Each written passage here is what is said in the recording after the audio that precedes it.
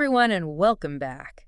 We're diving deep today into what makes communities thrive. hmm We're using this fascinating speech called Building Closer Connected Communities for a Better Tomorrow to kind of guide us. Yeah. And get this, one of the main arguments is that strong local communities Uh-huh. are actually key to tackling huge global challenges. Interesting.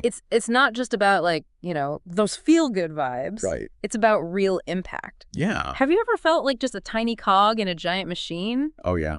Well, get ready because we're going to discover how powerful your connections with your neighbors can actually be. It really is a fascinating link, the way this speech connects local action to global issues. Oh, yeah. Yeah, things like climate change, Wow. economic gaps, and even those deep political divides we see everywhere. Yeah. You know, the speech argues that solutions to those huge problems can actually begin with empowered local communities. So it's about more than just feeling connected to your community. Absolutely. There's a practical side to it as well. For sure.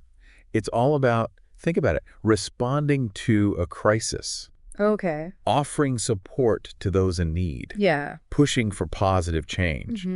All of that is so much easier when your neighbors are united and working together. Right. You know, the speech says, we share more than just a zip code.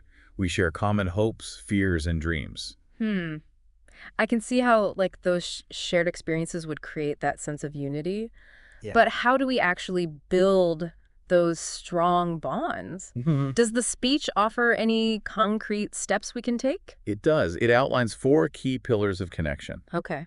And the first one, and this might seem kind of obvious, Yeah. but it's communication. Oh, that makes sense. Yeah. But, communication can be so many things. Right. What are we really talking about here? Well, the speech emphasizes that it doesn't have to be these huge, grand gestures. Uh-huh. It's the simple, everyday interactions that can really make a difference. Like what? Well, think about just saying hello to your neighbor, checking in on someone who might be going through a rough time, or even just sending a quick text. Yeah. These small actions can really break down barriers of isolation Oh, yeah. and help foster a sense of belonging. That's a great point. Right. Even for me, just waving to my neighbors when I'm out walking, the dog makes me feel a little more connected to my street. Right? But isn't there a risk that, Yeah. if we focus too much on just communication, it might feel forced Yeah. or superficial? You're right, and that's where the second pillar comes in. Okay. Shared spaces and activities. Okay. So think about things like parks, community centers, local events, Uh-huh. places where people can connect organically face-to-face. Ah, I see. So it's not just about talking. It's about doing things together. Yeah. Like the speech mentions block parties, cleanup days, and potluck dinners. It's about creating those opportunities for people to interact outside of their usual routines. Exactly. It's in those shared experiences that we start to see each other as more than just names or faces. Right. We begin to understand each other's perspectives. Yeah. We build trust, and we even develop a shared sense of responsibility for our community. Okay, so we're interacting more, we're sharing these spaces, but how do we ensure that everyone feels welcome and included in these spaces? That's a great question. Is that where this idea of embracing diversity comes in? You're exactly right. Yeah. The third pillar is all about embracing diversity. Okay. The speech really stresses that a truly connected community isn't just about those who are similar. It's about welcoming and learning from those who are different from us. That makes a lot of sense because sometimes we get stuck in our own little bubbles Yeah. and we forget that true strength can come from diverse viewpoints and backgrounds and experiences. It's so true, and the speech puts it beautifully. Let's seek to understand, not judge. Let's listen, not just speak. Those are really powerful words, but Yeah. isn't that easier said than done? Right. Communities often face real challenges when trying to integrate all these diverse viewpoints. They do. Of Yeah. course, it's not always easy. Yeah. But research has shown time and time again that the more diverse a community is, the more innovative and resilient it becomes. And that resilience is crucial when facing unexpected challenges Right. or changes. Think about it. You have a wider range of skills, experiences, and ideas to draw upon. That's a great point. So we've got communication, Yeah. shared spaces, Yep. and embracing diversity. Mhm. What is the final ingredient for building strong communities according to this speech? Well, the fourth pillar is all about supporting each other. Okay. The speech links trust with a willingness to both ask for and offer help when needed. That's an interesting perspective. I hadn't really considered the link between trust and asking for help before, but it makes sense. It does. If you feel safe and supported within a community, Right. you're probably more likely to reach out when you need a hand and more willing to offer assistance to others as well. Exactly. It's about cultivating this sense of interdependence. Okay. Where individuals feel empowered to both offer and receive support, recognizing that everyone has strengths and vulnerabilities. Yeah. So it's not just about being self-sufficient. Right. It's about understanding that we all need each other at different points in our lives.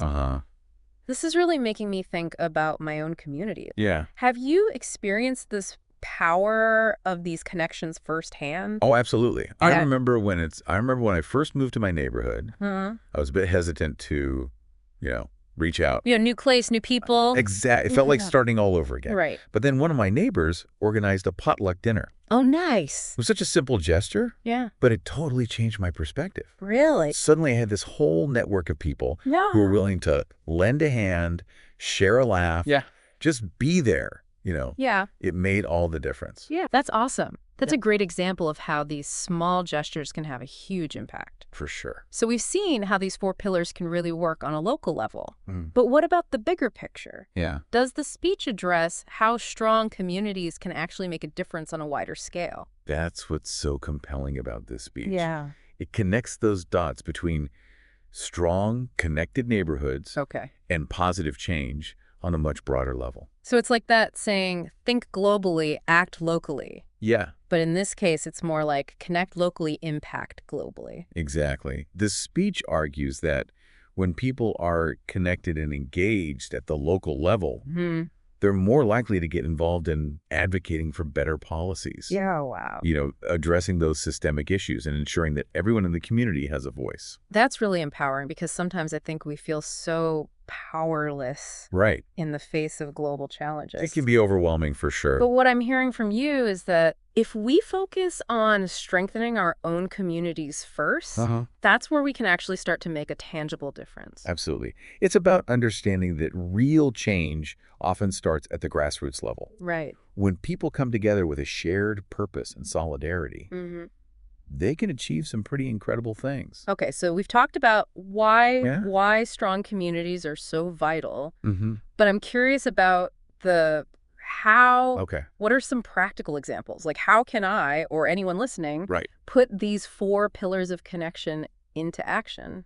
Let's start with communication. Okay. Something as easy as introducing yourself to a neighbor you haven't met or checking in on an elderly neighbor to see if they need anything. Those are great examples. I think sometimes we overthink it, Yeah. Like we need to have this big grand plan or some elaborate initiative. Right. But maybe it's as simple as just striking up a conversation with someone while you're waiting for the bus or offering to help carry someone's groceries. You've got it.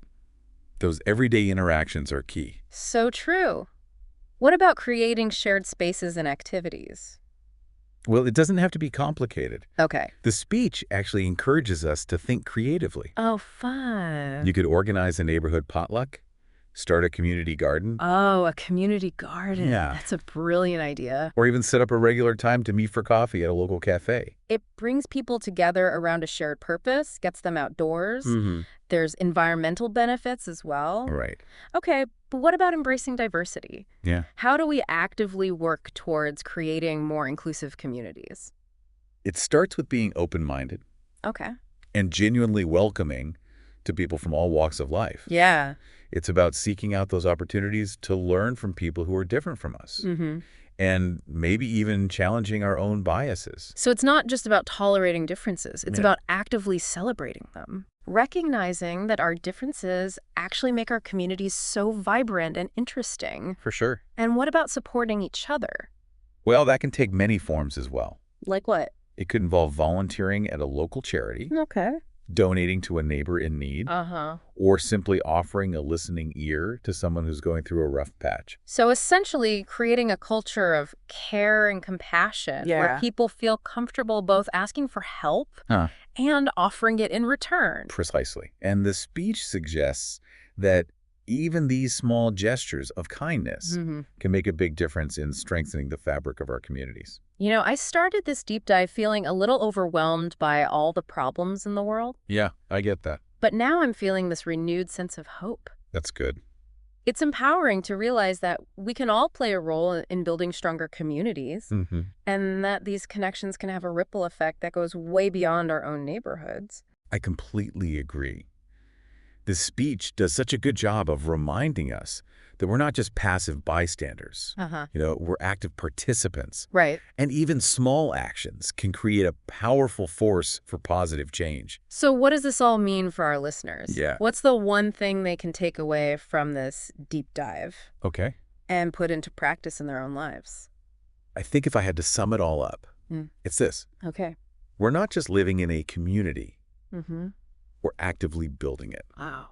Every interaction, every act of kindness, every effort to connect contributes to the strength and well-being of the community as a whole. I love that we're not just residents, we're builders. Right. It totally shifts the perspective. It does. It's not something that happens to us. It's something that we actively participate in. Exactly. And anyone can be a community builder. That's so true. It doesn't matter your background or your circumstances. Yeah. It's about recognizing that we're all interconnected and our individual actions have power to make a collective impact. So powerful. Yeah.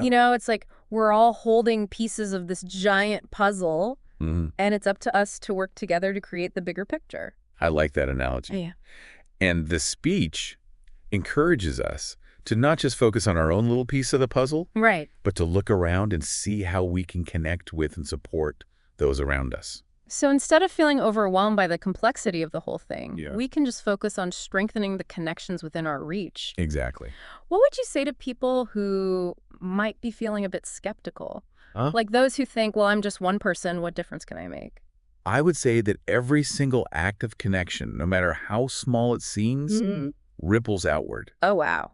So think about it. If you smile at a stranger, Okay. they might be a little kinder to the next person they meet. Yeah. If you offer to help a neighbor, they might be inspired to help someone else. I see. It's a chain reaction of positivity. That's such a beautiful thought. It's like that quote, be the change you wish to see in the world. Yeah. It starts with each of us taking those small steps, making those little acts of kindness and connection. Absolutely. Yeah. And as we do that, the bigger picture will start to take shape organically. It's not about waiting for someone else to fix things. Right. It's about recognizing the power we each have to create positive change within our own spheres of influence. This has been such an insightful deep dive. Yeah, I feel like I have a whole new perspective on the power of community me too. and how even small actions can make a real difference. It's pretty inspiring. It really is. The speech does a great job of reminding us that building these strong communities, it's not just some abstract ideal. It's something that we can all actually be a part of and benefit from. Absolutely. It's so inspiring to think that something as simple as saying hello to your neighbor or volunteering at a local soup kitchen can actually contribute to a larger movement of positive change.